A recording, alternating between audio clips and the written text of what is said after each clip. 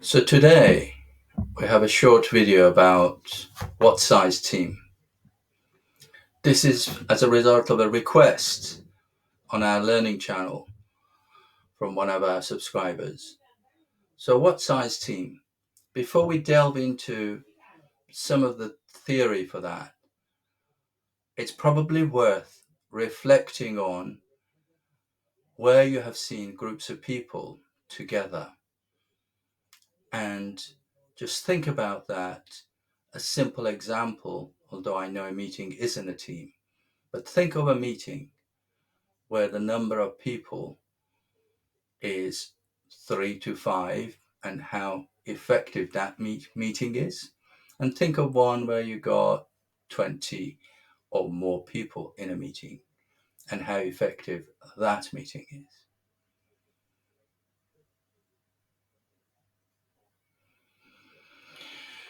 Well, if your observations are like mine, smaller groups make better and quicker. Well, they are quicker to make decisions. Whether they are better, that's a different topic.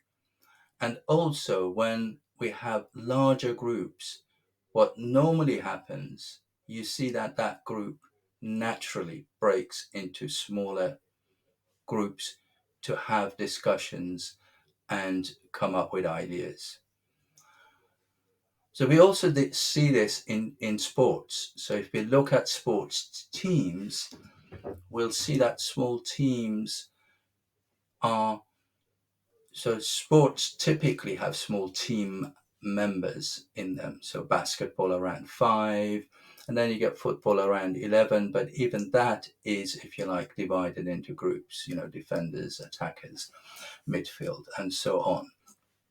And what we will observe, even when teams are bigger and larger, is that working groups, if you like, are organized into smaller setups. So now let's look at some of the theory or some of the research behind it. So in 1900s, a French engineer, Max Ringelmann, did some research into teams and groups. And what he did notice is that when the team members grow, the output doesn't necessarily grow. And what he put that down to was communication.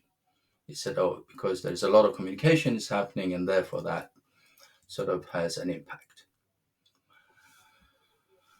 Fast forward into 1970s and Alan Ingham and 3 of his colleagues repeated that experiment. They did a tug of war. And what they did, they ended up with very similar results. But one of the things that they added to their experiment is that in a team of 6, they asked 3 of them to pretend to be pulling, but this was secret. Nobody else knew who the people who were actually pulling and those who were pretending to be pulling were. And what they saw is that when the team had, in a team of 6, where half of them, 3 of them were pretending to pull, and when that wasn't the case, the amount of effort that the ones that were pulling were putting in was the same. And then they put this down to social loafing, which is a phenomenon which says when you cannot or you don't see a direct result of your efforts to the output, you are most likely not to do your best or to contribute as much.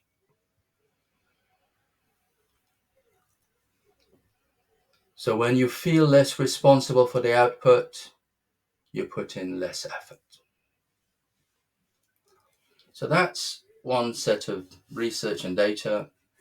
We also know about communication paths. So we know as the number of team members grow, the number of communication paths also grows, and that's not non-linearly grows. So as you can see here in front of you, you can see that a team size of 3 has 3 communication paths, and a team size of 10 has 45 communication paths. And you can see that the more the communication paths, the more people we need to communicate with, the more we need to keep people informed and on the track we are all shooting for the same goal. And what you can see also on this is a formula if you are interested into finding out how many communication paths there are for larger teams or any size team, to be honest, is, as you can see there, n multiplied by n minus 1 and then dividing that by 2.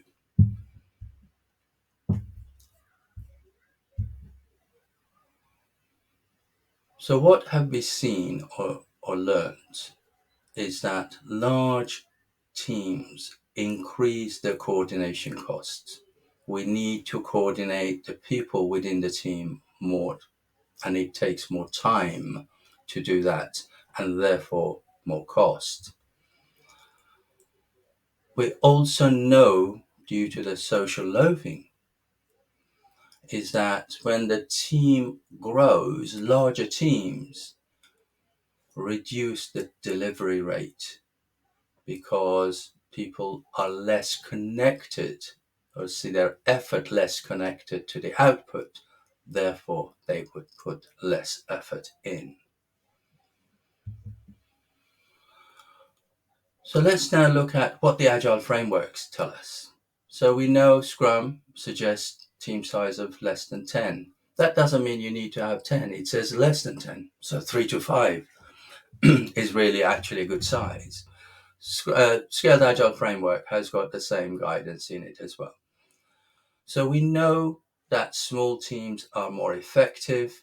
They cohere and form much, much sooner, and they deliver better results. So, in conclusion, less is more when it comes to team size. Some and a lot of information out there suggest around 5 being a good team size. Now, you obviously need to experiment with that in your context and see whether 5 is right, 4 is right, 6 is right. But what we know is if you're thinking of teams of 30, 20 or more, you have to be really sure that the work that the individuals are doing in those teams is totally independent of each other. So if you're picking fruits, for example, then large team size will give more effect. But is your context like that? So what I would love to hear from you is, what are the team size that you have and what is your experience with that? Here's a reference or a couple of references for you if you're interested into finding out more.